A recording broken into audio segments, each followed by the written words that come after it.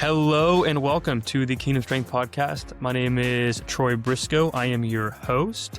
This is a platform where we discuss topics ranging from Christianity, the scriptures, and human performance, patient care, and exercise. Anything is fair game. So the hope of this podcast is to equip the listeners to strengthen their walk with the Lord and strengthen their clinical skills, their coaching skills, and whatever sport they may be prepping for. So let's get into the episode today. We have a special guest today, Dr. Elly Salamanca. Yeah. Dr.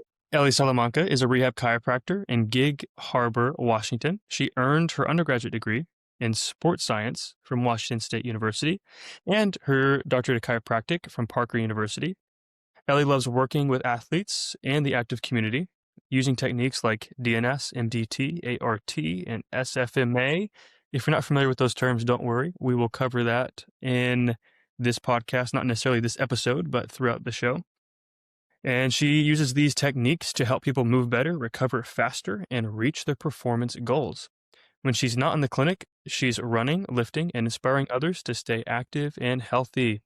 Elly, thank you for being on the show. Wanted to just open the floor to you to kick it off, to hear about you, your life, your walk with the Lord, and kind of what you do day in, day out. Yeah, well, thank you for having me. It's such an honor to be the first guest on the Kingdom Strength podcast. So I'm excited to be here. Praise the Lord indeed. And yeah, you kind of said it all there with that intro. But I'm excited to get into it and talk about the Lord and running and chiropractic and all the things. Yeah, I'm here in Washington. Actually, kind of funny story. I did not expect to be here, but the Lord said, "You're going to Washington." So it's been fun, and it's been a lot just trying to figure out what the Lord is guiding me through just the last few months. But yeah, here we are. Here you are. Yeah, tell us a little about kind of testimony with the Lord. Just, hmm I know it's a story, but I just wanted to take a moment to encourage the listeners with kind of your story, how the Lord captured your heart, and there's power in one's testimony, and it is a way to glorify the Lord and how He's captured your heart. So, would love Yeah. to. Amen.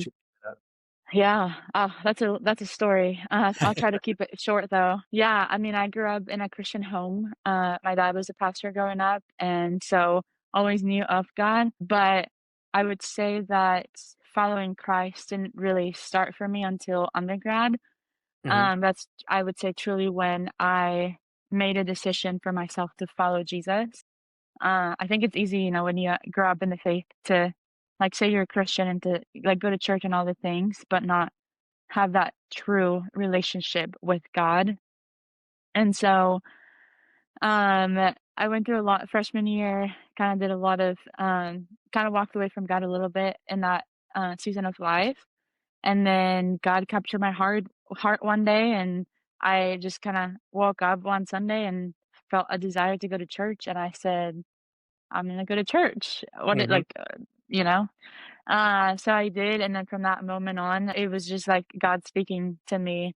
Um, and I came to a point where I just surrendered my life to Jesus. I think Galatians 2:20 is actually one of the verses that God really used to speak to me in that moment. And it's kind of like a verse that is always with me. And it represents like that moment of just giving everything to the Lord. And yeah, ever since, walking with the Lord isn't like a steady line by any means. There's a lot of ups and downs. Mm-hmm. But it's been sweet to like learn and grow what it means to like give your life to the Lord and to have that confidence of like eternity with Him, but then also to make disciples and to encourage other people, right? To have that walk with Him and to like bring them alongside and say, this is what life with the Lord can look like. And so I love that, He gave us that command in Matthew where He says, go and make disciples of all nations. And I Mm-hmm. think that's, that verse, we've talked about that a lot. Yeah, that's one of my favorites. Yeah, and that's what we're here to do is to make Mm-hmm. disciples of all nations and obey the Lord and to encourage people, unto Him. So, yeah. Amen. Well, thank you for sharing. It is, really encouraging to hear, and you're certainly right, like, this life has its ups and downs, but he is faithful through it all, and it's opportunity to lean into those ups and downs and grow closer to him through it all, grow in our process of sanctification so that we may glorify him more on this, side of heaven, and we always have that eternal hope where Mhm. we Yeah. or to heavenly bodies where there will be no more said ups and downs, just the pleasure at his right hand and being Yeah. with him Amen. forever and ever. So thank you for sharing. That Amen. is very encouraging to hear. And I'm excited for people to get to hear your story and what the Lord has done in your life. So Thank let's you. Thank you. transition a little bit.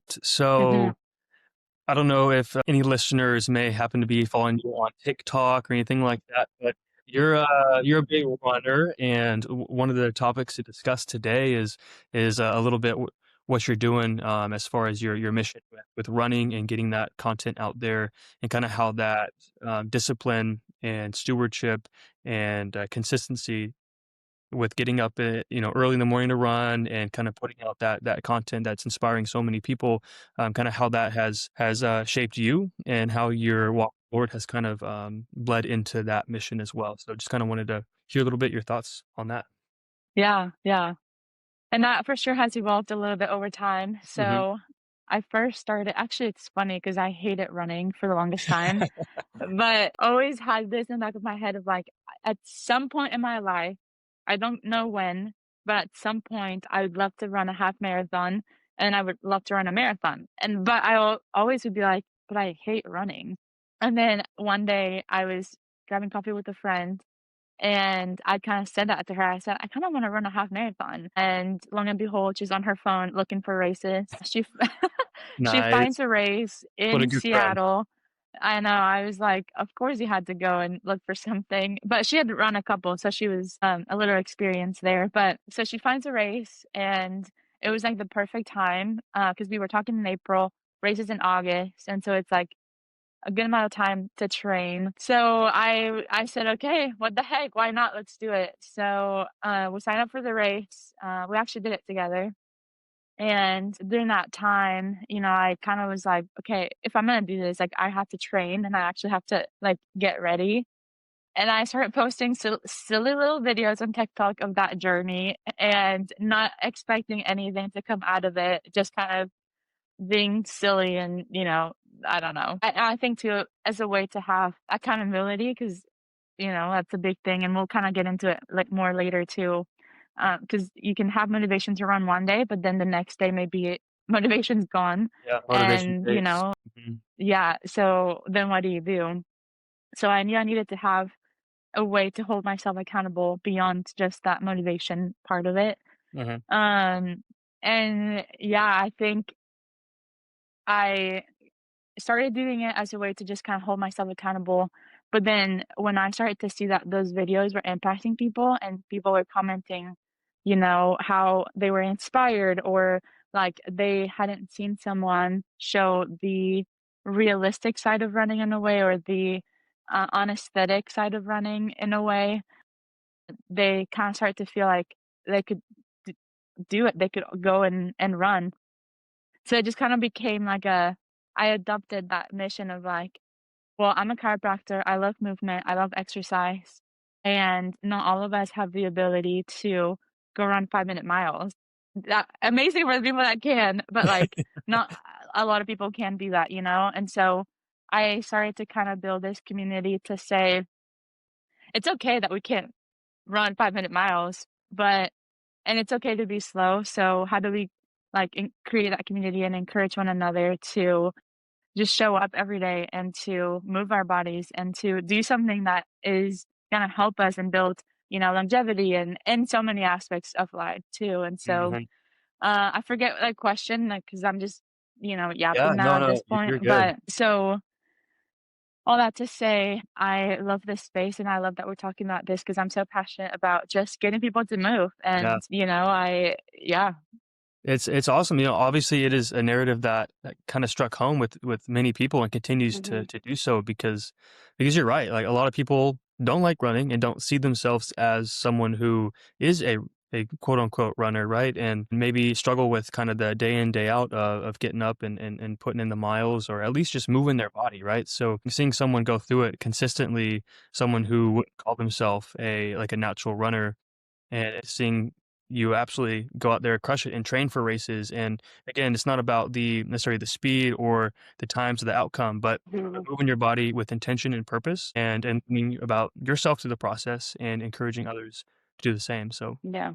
I'm Yeah. very quiet, and it's very exciting to see people get fired up about the movement of their body and going out for runs because it is great for their health, and many people are not getting their daily activity in. So it is Mhm. definitely a quote unquote crisis. I would say that's out there as far as in our country for sure. People Yeah. not going out moving their bodies and getting Mhm. some exercise in. So it's a good way to use that platform, and I know TikTok is what you're big on. So, and for all those that are interested, I'll be putting that in the show notes for this podcast if Mm. people want to check out your content and what you Gosh. with that movement. So, Yeah. well, yeah, no, that's encouraging to hear. Thank you for sharing about Mhm. that. Mhm. And another thing that was cool, again, not to share too much about your story or your running stuff and all that if you don't want to talk about it. But when you were telling it to me, I was so kind of taken Mhm. back by the things Mhm. you get to go do and like places you get to see and like organizations you get to work with to partner with, Mhm. put out content and everything like that. It really is a community behind it. So anyway, so kind of shifting more toward that consistency aspect too. One of our mentors, Dr. DMAC, every day at a RTP club or a motion palpation club, he Mhm. would say the hardest thing, the second hardest thing Mhm. is show up, Show up. and Yep. the hardest thing to do is to continue to show up. So having the opportunity to show that consistency and discipline is Mhm. huge. See. All right, let's go clinical. Is that okay with you? Okay. Yeah, let's do it.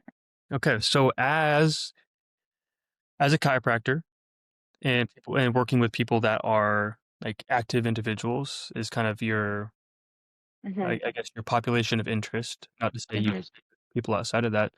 How has your background in running kind of shaped the way you view patient care? Mhm. Mhm. Yeah. I mean, that's a great question. I definitely want to work with a lot of runners. As someone who again has both that this community of people who love to run. I there's a lot of injuries that you see that happen, and a lot of it comes down to a lot of times people go from 0 to 100 real quick, right? Like they just go from not running to running 20 miles a week. That's Yeah. an exaggeration, but Hey, sometimes the not though.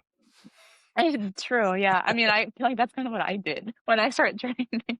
I went from 0 to 100, and I've experienced injuries myself too with running and powerlifting and all the things, and so I want to use my education, my degree in chiropractic to, kinda mitigate some of those things, right? So, educating people and kind of telling people how to train smarter and how to, if you are doing nothing right now and you're gonna go train for a race, let's start, you know, let's be smart about it, and avoid injuries. Obviously, there's only an extent of injuries that are preventable, but so all that to say, I think the way that I view chiropractic in my space has definitely been shaped by just this influence of people in the community I built through running, and it's given me not just a space to, yeah, motivate people to go run, but also to say, like, I can help if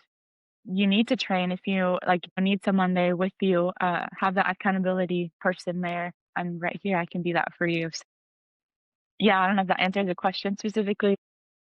I Yeah, no. love how Oh, I was gonna say I love how I've just been able to kinda intertwine both passions of chiropractic and running and kinda make it one big, like, thing, if that makes Yeah. sense. Yeah, no, I think it's important, and there's nothing wrong with kind of putting yourself into a niche because you'll Mhm, attract that population that mhm, gives you a lot of joy to work with, and that will kind of rub off on them because they'll feel like mhm, are being cared for appropriately because you Mhm. have the background and experience to do so, and it's Mhm. just something that fills your cup. So I think it's an important thing to do, and those people are definitely out there and need help. And I love your attention to kind of the educational piece too, because that's honestly huge with working with people and patient care is that kind of load management outside of the office and being sure they understand like, hey, this is why you're experiencing this, and Mhm. perhaps, the scenario like you proposed with a little bit too much too soon, and acute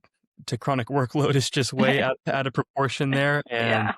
they get a lot of tissue injury or Mhm. tendinopathy, things like that. So, definitely Mhm. an important thing to educate on is that kind of appropriate progression into things. Yeah. I love, running and all that too, coming from a cross country background way back in the day. Definitely not a big runner as much as I used to be. Definitely training for things and, marathons and different races and things like that. So I do love to educate on those principles as well because it helps a lot of people. And I know you're training for a marathon soon. I'll be doing one this year, and I'll be actually coming out with a marathon program here pretty soon Yeah. as well. So it kind of gets a little bit interesting when it's like, okay, writing one kind of ready-made or pre-built program, Mhm. and really like a program should look different depending on the person, their Yeah. training age, and how long Mhm. they've running for if it is a running program, and Mhm. kind of where they're at, what they've been doing recently, and Mhm. past injuries, things like that. So it is Mhm. a bit of a task, but what I'll be coming out with is like more of a kind of beginner style, just to address that topic of appropriate progression and starting at a good level to where you're not exceeding your capacity too much too soon. I'm excited to be coming out with that, Yeah. and kinda partnering with you too on the education, part of things too, because I know we both put out content on socials, and it's encouraging to hear the work you're doing and Mhm. the benefit people are getting from it. So, Mhm. Yeah. but Yeah. anyway, tell me about your marathon you got coming up. When is Yeah. I mean, I wanna hear about yours too, but mine is actually in May 17th, and I this wasn't intentional, but I realized it afterwards, and it was like, it's 2026, and a marathon is 26.2 miles, and so I was like, "Actually, this is kinda perfect for That's this hilarious. year to Yeah. be for this to be the first marathon that I run." But yeah, so it's actually here, it's local, it's a small marathon, but I have a couple friends and some of my brother's coworkers have ran the marathon in the past, and so they've been giving me a lot of tips to train for it and to prepare for it because it's a very hilly one and it's kind of a tough one I hear. So that was not fun to hear. I was not expecting it to be super hilly, but we're in Washington, so you expect lots of hills Mhm. anyways. We done got those But over. yeah, I know. I do miss Texas because I do not like hills, I've Yeah, realized. yeah. But I'm getting better. I like I'm looking at trying them. to Yes, yeah, Running at them exactly, but like, running running on them them is different though.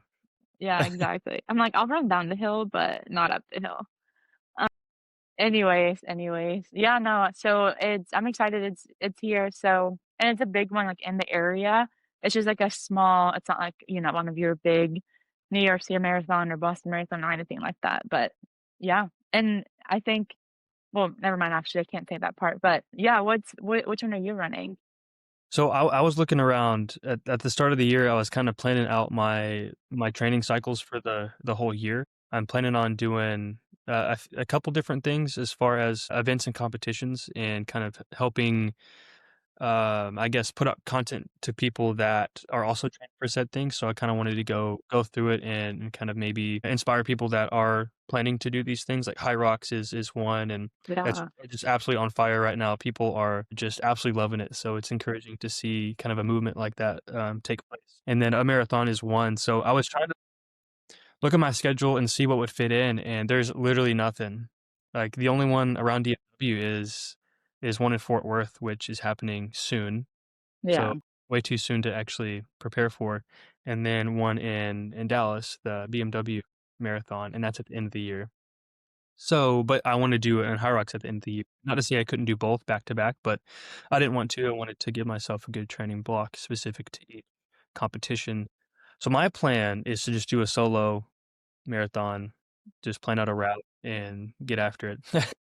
Hey, you can come to Washington and do the marathon with me. I don't know if I got enough hills over here to appropriately train for. That's true, that's Hey, true. it's on the table. And I'm just saying it's an option. But, Oh, yeah, so yeah. we'll see. We'll see how it goes, and I've done 1 marathon before. That was back in undergrad, and I didn't train that great. Of So course. this time, I'm gonna actually put some good attention and Yeah, detail and that's good. execute appropriately so that I can be most equipped to knock it out because I didn't necessarily care about the pace I ran at on the first one. I just wanted to finish. It was my first one. So I'll shoot for a more competitive time, at least compared to my last one. So that'll be Mhm. my Yeah, goal for this one, to run it at a little bit yeah, quicker pace. yeah. Yeah, no, that's exciting, that'll be good.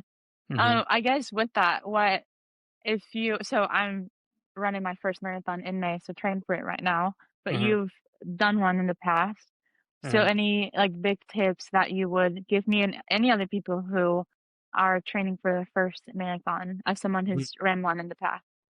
Yeah, no, that is a good question, and hopefully people can glean some value from the discussion on it. If someone out there is listening and happens to be training for a marathon, that would be cool. Mhm, But when it comes to kind of programming decisions, if we're kind of catering this around a programming standpoint, like we've already discussed, finding your starting point and what you're comfortable with, mhm, what your weekly mileage is currently at, and how I like to do it is progress volume 10% each week, and mhm, when it comes to endurance events and, endurance training, particularly like marathons or ultra marathons, how I like to approach it is a reverse linear periodization, which is you're kind of starting with a low amount of volume with your running and increasing the volume, because that is the most sport specific, way to mhm, go about it is increased volume in mileage. So and you can, do that with mileage, with time, as far as the time you expect to run the marathon in, you can progress by that or progress by mileage, whichever you choose to do programming. And then starting with actually more, like muscular endurance work in the gym. And then you're starting with muscular endurance work. So your volume in the gym and resistance training is higher. Your running volume is low. You increase the running volume because that's going to mhm, get more specific, and increasing too quick with that in particular can lead to injuries, particularly tissue injuries like tendinopathies, things like that, and because your tissues don't have enough capacity to handle the mhm, demands of a large amount of volume. So then, actually, as you get down further toward the marathon, your your resistance training can increase intensity and decrease volume just to kind of like pair well and not conflict necessarily with the amount of volume you're doing with your running. And it's actually quite important for endurance runners to work on strength and power as well, and actually put a good amount of load through full range of motion for their tissues. So that can help as well with their tissue capacity from a tissue standpoint there too. That's kind of like just a general picture of how I like to do it. I can nerd out about more of the uh, programming principles or like physiology even behind it, and maybe this can inspire mhm. some content that I can come out with about marathon Yeah. training too. But and a lot of people, I think a good tip too, just to kind of put a final nail in the coffin as far as Mhm. you rambling on about a monologue about marathon training, because who knows who's all interested about this topic. But I think a good majority of people, they like to do either right in the middle of like intensity and volume, to where like they're doing like intervals that are Mhm, like maybe 20, 30 minutes, and not really pushing themselves too far when it comes to intensity, but not hitting the volume either. So I like a middle ground. So like the two ends of the spectrum would be like really short duration intervals, things that mhm, you would do to kind of increase VO2 max, mhm, like whether that's just whatever length of the interval may be, like the 3 to 5 minutes for mhm, anaerobic work, or even some PCR system work with like 10-second bouts. And then the other end of the spectrum, just kind of zone two steady state mhm, volume as well. I think those two camps aren't hit as much as kind of the middle ground. People that mhm, are just trying to get out and get volume in, get some mhm, mileage in at a pace that they feel like they're pushing themselves at, so they Mhm. feel like getting a good workout in and potentially training well for. Again, that's better than Mhm. nothing. Yeah. You also get a lot of good benefits from actually doing work that's really, really intense and hard, increase VO2 max, which is a good thing to do kind of maybe toward the start of a marathon program, to where you're increasing your capacity there from a metabolic standpoint, and then increasing volume and kind of throughout the whole way, increasing your Mhm. zone 2 work. I think a general rule that's out there is about 80-20 rule, where 20% Mhm. of your volume or of your training is a little bit more higher volume, lower Mhm. intensity, and 20% Mhm. is more intense bouts when it comes to Mhm. endurance running.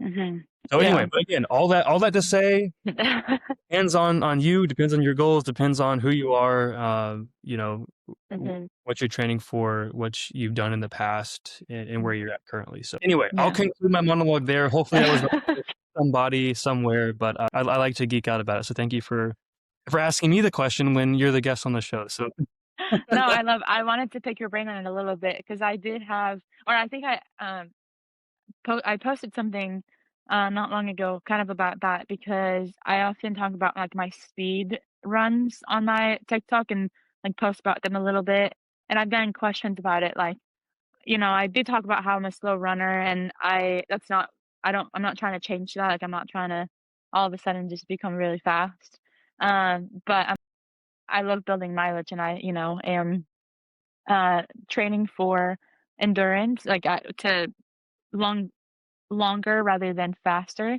and so I sometimes post, like, "Oh, today is a speed run," whatever, and I get questions like, "Why are you doing speed runs when, like, your goal is to, like, run a marathon, like, run more mileage?" And so I love that you touched on that because, yeah, you're right, we're building capacity, and a speed run is getting you to a different threshold for a short amount of time, so overall, it builds the and it helps when I have longer runs because now I can hold that steady pace longer, mhm.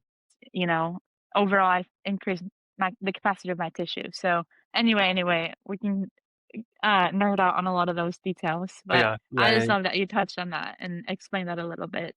yeah, of course. Thanks for Yeah. asking about it, and even kinda with your people that are asking you about it, like, and there's ways to blend it too and layer it depending on how Mhm. long the event is, but even within a longer run, you can still do, like, few-minute bouts within that long run at a little Mhm. bit quicker of a pace, maybe getting up to, like, 75, 85% of Okay. max heart rate, just for a short duration, kind of just layer that to a longer run. Again, there's so many ways to do it, and Mhm. that's just the art of programming there, which I love, and I'm excited to get to do that with strength. So anyway, be on the lookout soon about the marathon program that's coming out. Some of these Yeah.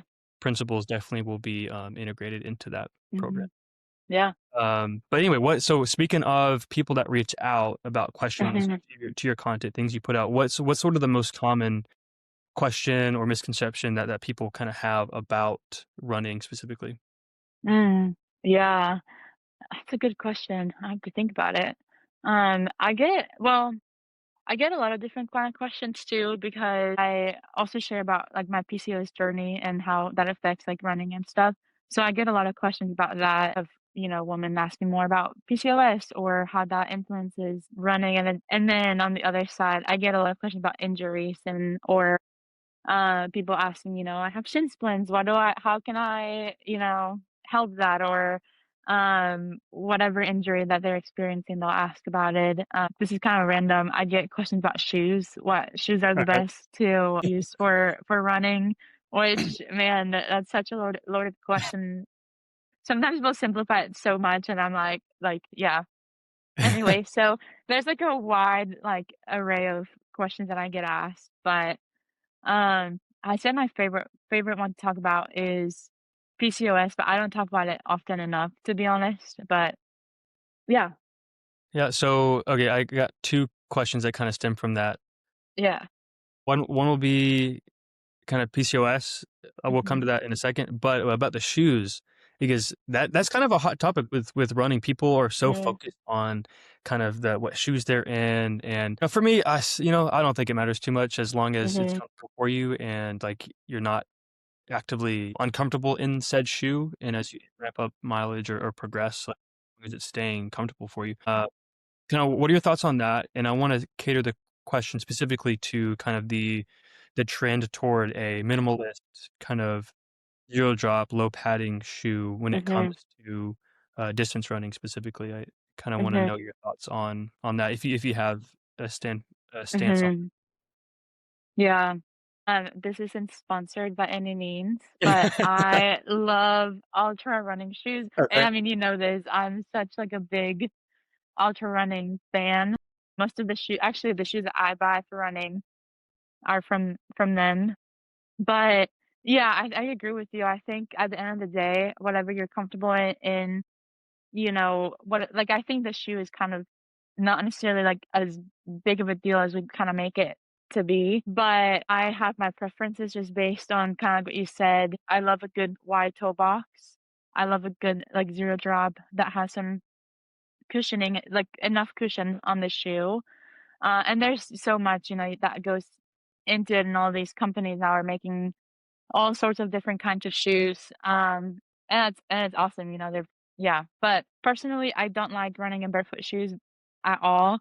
I don't Mhm. think there's enough support or shock absorption there to like I would agree. support what I'm doing. But that's why I love ultra running shoes because I think it kind of is the perfect mix. It's enough cushion for me at least, and everyone has different, like, experiences and opinions on that as well, and again, that wide toe box is kind of what I care the most about when it comes to running because I wanna be comfortable, and that's just a lot of the traditional shoes or other companies where they're narrower, I just tend to be a little bit uncomfortable for me, so I have some because I've had the blessing to have been gifted quite a lot of shoes by different brands that have me tried them out and stuff. Some of them I genuinely love and I still use, but I found a couple that are a little, like, too narrow where I'm like, "Eh, not as comfortable." But anyway, yeah, all that to say, I think the biggest thing that I tell people when they kinda ask me about shoes is go to a running store or go to a store where you can get, you know, do all the tests, all the stuff that's gonna give you peace of mind to know that you're running in the right shoes, but at the end of the day, it's whatever feels comfortable to you and whatever, you know, you like, whatever you can afford even too, because running Mhm. shoes are Oh, expensive. yeah. Jeez Louise. So, man, I'm like, you don't have to go spend hundreds of dollars on running shoes. Like, there's no need. Yeah. No, for But real. anyways, yeah. Yeah, no, I love what you're saying, and, I think it is important to find something that's comfortable. Also, like, zero drop and wide toe box, but still a good amount of cushion, especially because most of my running is on the road, Mhm, and I would find it pretty darn uncomfortable to be running mhm, in a minimalist shoe. But I think, no, whatever people choose, you know, I think where it can get a bad rap or maybe extra attention is if someone makes a drastic switch to a shoe that's, you know, one particular way, maybe quite a bit of mhm, in really narrow toe box, like a, you know, many Hoka shoes are kind of fit that description, and then maybe mhm, switch to something that's kind of more ultra style, and then they run into some issues because it's like an immediate switch. So mhm, I would say also just kind of taking into consideration the progression into said shoe mhm, is an important thing to keep in mhm, mind as well. But mhm, I think that's valuable for someone out there too that may be mhm. training in different shoes or have Yeah. questions about it. So thank you for the info on that. So you Yeah. also mentioned people ask about PCOS Mhm, and kind of your journey with that. What's kind of the main sort of questions or big takeaways you may want to give to mhm, someone that mhm. is going through that? Yeah, I think the biggest question, which can be a little controversial actually, is there's this idea that running is bad for people who have PCOS Hmm. because it's too much stress, too much cortisol. So it's, you know, if you have PCOS, you shouldn't run. And so when I am running and I, you know, talk about having PCOS, people are kind of like, you shouldn't be doing that. Like, that's not good for your body. And so I think just kind of educating people on that piece a little bit is the biggest thing. And, there's a lot of research out there that supports that claim. But I think at the end of the day, any exercise that you do, if you're not training properly, can, you know, have an effect on our bodies that may not be so positive. I've had a great experience with running. In fact, like it has helped me kind of level out a lot of different things and heal my body in different ways. Um, I'm talking very general there, but and so again, that's kind of the one thing where I'm like, even just a statement of like running is bad for people who have PC. I feel Gosh. like I have a lot of issues with that Yeah. No, statement. yeah, no, me too. Yeah, and so because I'm like, it's so much more complex than Yeah. that. Exercise isn't bad, period. Like, it's not bad for To anyone, say and that it is so bad is wildly inaccurate. There may be context yeah, in which it may be, but yeah, as a blanket statement, that is not appropriate to yeah, to just yeah, exactly. you out and maybe give people a wrong idea of what they should be doing. Yeah, and it just creates this fear. Like, I've had people, that I've talked with that they don't run because they've heard this, that they've have PCOS and they shouldn't run because it's bad for them, and so it creates this fear that they can't run. I had a lady DM me a couple weeks ago, and she was like, "I've been walking on the treadmill for 30 minutes, and, I tried, like, doing incline to kind of have a little bit more of a feel like I'm working out. And I've gotten to the point where I'm walking 45 minutes at like the highest incline, and I just feel like I need more. Like I need a different threshold, but I don't want to run because she was one of those people who kind of gave me that statement. Like she's heard that it's bad for you and all these different things, and so I kind of had to feel some of those thoughts a little bit, some of those layers, and say, I hear you and I understand your concern, but also, let me tell you this. And so it's like I hate that statement for so many reasons. But then also, when I hear someone have so much fear to run because of that statement, I feel like I'm Yeah. like, oh, I hate it even more. Yeah, no, I completely agree with you on that. Just be like, "Oh, man, you're avoiding something that could potentially be really good for you and something that you may even really enjoy." If that's something Mhm. that would get people motivated to get out and move their body, that would be such a positive thing. So Yeah. for them to Yeah. be fearful of it is a shame and Hmm. makes me sad to hear. But happy that you're being a light in the field and encouraging people to go out and explore and move their body with intention and purpose. So that's a huge mission behind Kingdom Strength, and it's an honor to get to have you on and share those topics there. So anyway, we are ending time, so we're running out of time. It has been a blessing, a huge honor to have you on the very Thanks. first Yeah. guest episode. This one will come out in a couple weeks. But, Mm. for all you listeners out there, if you want to keep in touch what, Dr. Elly is doing and the content she's putting out, she's on, Instagram, TikTok. I'll be putting her bio in the description, so check it out there. Give her a follow and be sure to stay in touch on what she's doing, the good work she's doing over there. So, Elly, any final parting words or thoughts for our listeners today? Yeah, I mean, well, thank you for having me, first of all. It's been such an honor, and I just love the conversations that we can have around this. And if it helps one person, then, praise God. Mhm. So I think, yeah, I mean, to kind of end the thoughts here, stay rooted in your identity in Christ and move your body, whether, that's 20-minute walk, run, exercise, high, like whatever it is, go move your body. You're going to feel so much better. And don't care what people say or, anything else. Just do something that is going to feel good for you and it's going to help you in the long run. Just with health and fitness in general. So, Mhm. yeah. I see what you did there in the long run. I know. I was so unintentional, and then as I was saying, I said, "Mm." Look at you. Well, hey, you heard it here first, folks. Go out there, move your body, go on some runs. If you have any questions, don't hesitate to reach out. And Elly, thank you again. And thank you to everyone who is listening. God bless you.